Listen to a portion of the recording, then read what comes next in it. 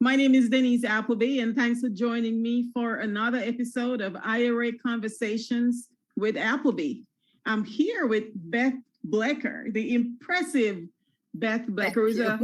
Yes, and I have her book here. Can you hold up your copy so they can see it? Always. There I am.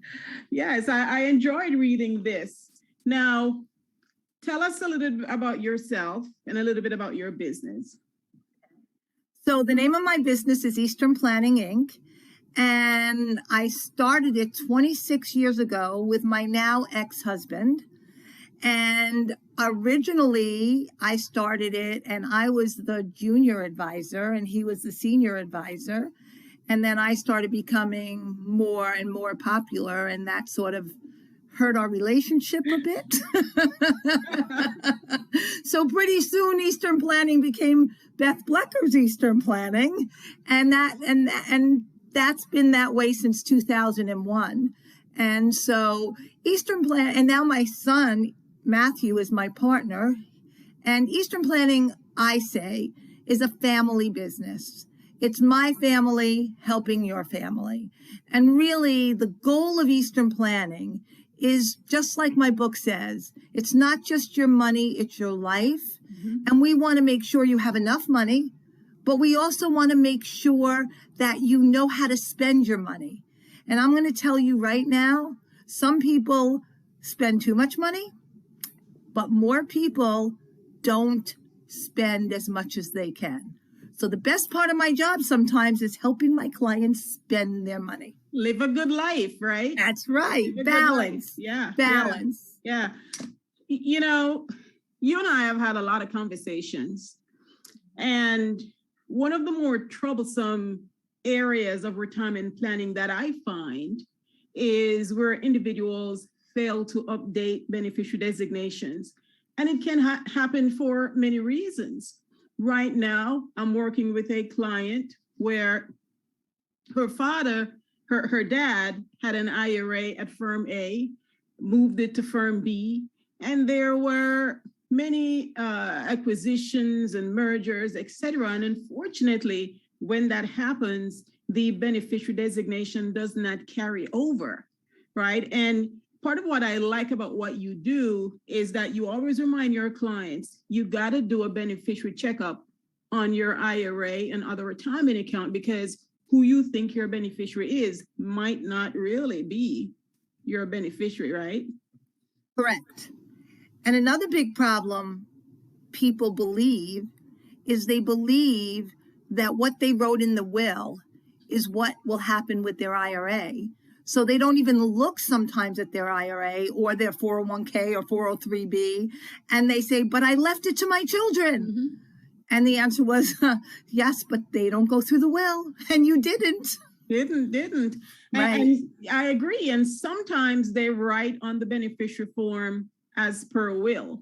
That's not a real beneficiary designation. That's null and void. And so when you do that, it's the custodian who's going to choose your beneficiary based on the default provisions of the IRA agreement, unfortunately. Right.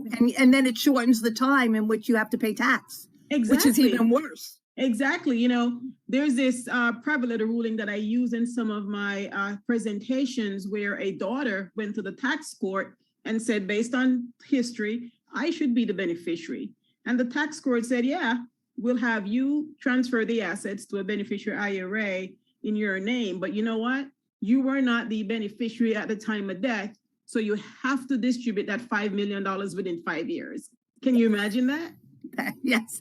Lots of taxes for the IRS. Mm-hmm. Yeah. And any more tips that you want to share? Well, basically, the biggest tip is keeping up to date with what's going on. So you said it in the beginning that it's very, very important for us to constantly look at our IRA beneficiaries, to update them, to show them to our clients and say, is this still good? But even now more so, because we've just gone through the Secure Act, mm-hmm. and the Secure Act changed everything around. So one of the biggest changes is no more stretch IRA. More stretch IRA. Almost no more stretch IRA. Almost. Right? It's not quite dead. Almost no more stretch IRA. And that causes a big problem because we've done a lot of planning to get the most out of the stretch IRA. And there's two really crucial areas that have to be looked at, especially now because of the Secure Act. Number one is if you have a child with special needs. Mm-hmm. Before, how we did planning for a child with special needs is in the will, we put a special needs trust and we left non-retirement assets to the child. Mm-hmm. And then, because the trust has a much higher tax bracket, Right. and so you didn't want to put the IRA in the trust. Well, you don't put an IRA in the trust. You don't want to put the beneficiary designation as the trust because then it would be trust taxes. However, then we used to put the other children as the beneficiaries of the IRA if there were other children, Yeah. right? Mm-hmm. But now the special needs trust is one of those rare instances where you can stretch the IRA over the lifetime of the special needs individual, Yes. be it a sister, be it a niece, be it a grandchild, be it a child. And they get the stretch of a lifetime. And that wasn't how we did it. So Yeah. as of 2020, you needed to make sure you've changed your beneficiary designations. But you can't just change your beneficiary designations in that case. You have to change your whole estate plan.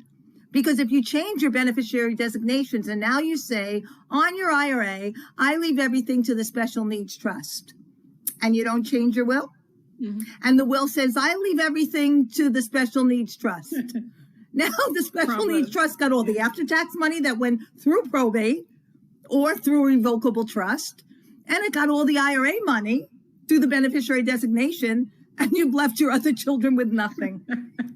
So you have to work carefully because you have to have the whole estate plan working together. Don't Exactly. change your beneficiary designations until you're sure your estate plan complements it. Yes. Yeah. So what we're doing, Comprehensive review. right. Yeah. So what we're doing is we're looking at the beneficiary designations Mm-hmm. and we're looking at the wills, but I'm not an attorney. So I have to have my clients. If it's not, sometimes it's just written. We leave everything to leave $300,000 to the special needs trust.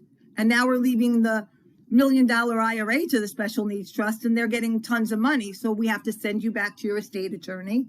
And the other issue is we have to make sure the special needs trust is written to accept the IRA distributions, which is also something that has to be done by an expert. Yes. It's not something that you're going to go on the internet and put together a special Not needs at all. trust. No, that's where I see a lot of mistakes being made. So I want to give some background on the Secure Act, since you mentioned that as the primary reason why we now have to pivot and change the way we do things. Before the Secure Act was signed into law, it was signed into law in December 2019. We're still talking about it because 2020 was a gap year, right? It was the Right. CARES Act. No distribution, so no conversation. No RMD, no conversations. So now here we are just putting this into effect. Now, before the Secure Act, if you named a popular strategy was to name a very young child as a beneficiary so that distributions could stretch over that child's life expectancy. And even if the child died, then the successor beneficiary, who would be the beneficiary that inherited it from the child, could continue taking distributions over what remained of the child's life expectancy. But as you correctly said, when the Secure Act was signed into law, effective for 2020, designated beneficiaries are now subject to just a 10-year distribution rule, which means the account has to be fully distributed by the end of the 10-year period, unless that beneficiary is an eligible designated beneficiary. Right. And there is a little caveat in there, which says that if it's your child who's young, not your grandchild, but your child who's young, then they get to keep the stretch until they're 21, and then they have their 10 years. But there's a big problem with that too, because if you don't make it a custodial IRA, and you put it down just as a minor, Mhm. the court gets to decide how to make that IRA work. Right. And that's right. not something you want. So you have to make sure Exactly. you have the proper language Yes. for your beneficiary designation form. Yeah. And to dovetail into what you were talking about, you have the minor child of the account owner, the spouse of the account owner, and a beneficiary who's disabled or chronically ill, which dovetails into what you were talking about with the special needs trust. You name a trust where it's created for a special needs individual, which could be the beneficiary who's disabled or chronically ill. But, you know, like you said, we're not attorneys, but we do know that you got to be very careful that the trust is a qualified trust as defined under the tax code, because if it's not a qualified trust, then it doesn't even help at all. So you got to work with an attorney to make sure it's a qualified trust and the special needs beneficiary is able to stretch distributions over the special needs beneficiary's life expectancy. You know, when people say, and I just heard it today because I was at a conference this morning, and when people say, younger people today are doing it themselves and they're going to invest themselves. And I say that's because they're younger and they don't have to think about all these things. Yes. But there is so much to do other than just invest your money. And if you miss one little thing, you disinherit people. Listen to me. Listen to me. I tell you, every time I get a new client, Beth, it's someone who's saying either a mistake has been made with their IRA and everything's gone down the drain, or my dad told me I was the beneficiary, or my mom, and now the custodian saying otherwise because everything they have on file says I'm not the beneficiary. What do I do? You know, so it's good that you can do research. And guess what?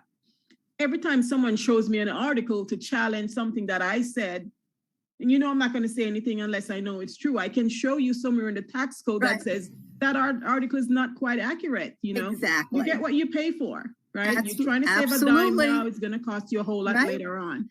Yeah. Yeah. And I mean, I know because I subscribe to all the things you write. Thank you. And I read all the things you write. And I'm also an Ed Slott Master Lead Advisor. So I have to listen to everything he says. Oh.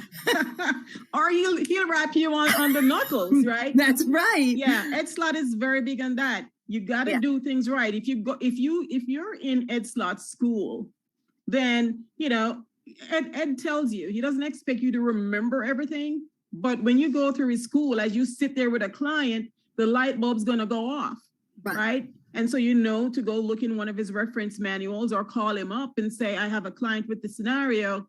What is the correct approach? So we understand that. And you know that because how many times have I written you an email and said, I have a client who says, and you have to write me an email back.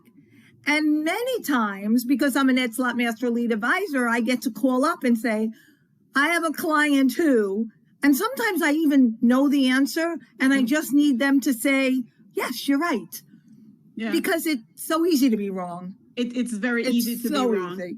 Yeah. And there's hardly ever a yes or no question when it comes to retirement account. It usually is, it depends. Let me ask you a couple more questions so I make sure I give you the right answer. Yeah. Definitely. Yeah. You know, we talked about the importance of updating beneficiary forms.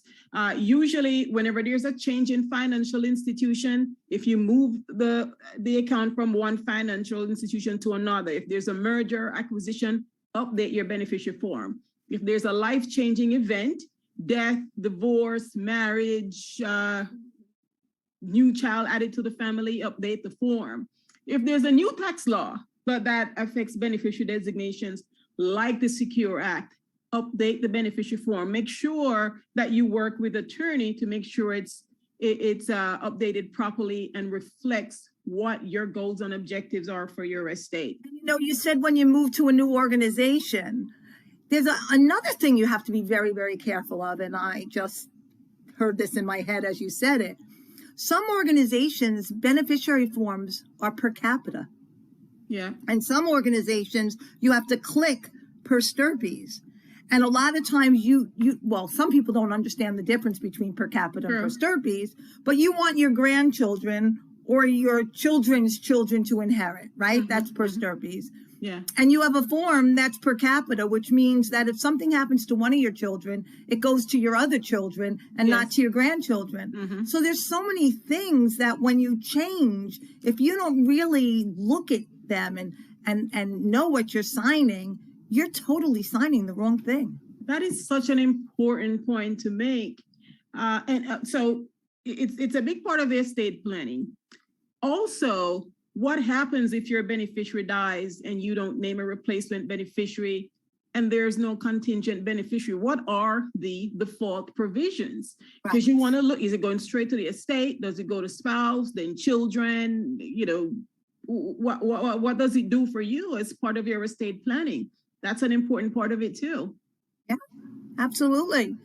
And IRAs, people just don't realize how important IRAs are in their estate planning. And especially today, it used to be that people's houses were their biggest asset. Now, most of the time, it's their 401k. It's their 401k. And where they don't have 401ks proper beneficiary designations. That's a disaster. And the 401ks end up in IRAs.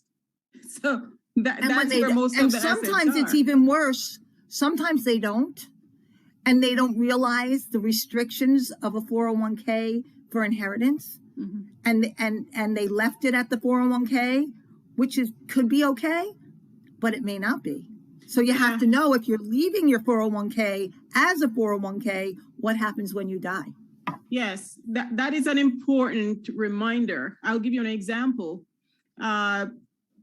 Let's say, well, right now we're in Secure Act era, so let's stick with that. If, even though the Secure Act says if you're an eligible designated beneficiary, you can take distributions over your life expectancy, the 401k plan document could say, no, you're subject to the 10-year rule.